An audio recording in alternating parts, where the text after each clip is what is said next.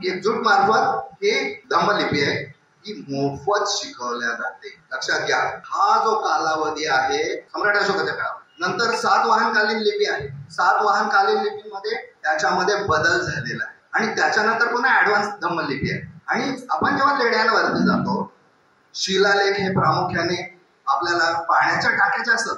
सगळ्यात मोठं धम्मदान कोणतं असेल तर पाण्याचं आहे. जिथे आहे तिथे ही पाणपोडी कोणी दान केलेली आहे त्याचा उल्लेख असतो. दुसरं म्हणजे तुम्ही जेव्हा गर्भगृहामध्ये जाता तिथे वरतीच त्या दानदात्याचं नाव असतं. फक्त काहीतरी कोरलेलं आहे चिनी हातोड्याने, ते डिकोड करता यायला पाहिजे. जे जेम्स प्रिन्सेपने केलं. जेम्स प्रिन्सेपने संपूर्ण शिलालेखाचा अभ्यास करताना जेव्हा गोळाबेरीज काढली त्याच्यातून फक्त दान हा शब्द कळला. बघा, हा दय ना कसा आहे तो, आपण हँडलला तसा आहे. हा आता दला काना दा आणि हा बघा न, आणि नला आपल्या मराठी भाषेमध्ये वरती अनुस्वार दिला जातो, तो वरती न जाता ते दिला जातो दानन. त्यामुळे प्रत्येक ठिकाणी बघितलं तर त्यांना एक कळस प्रामुख्याने दान हा शब्द म्हणजे हे कशाचं तरी दान आहे.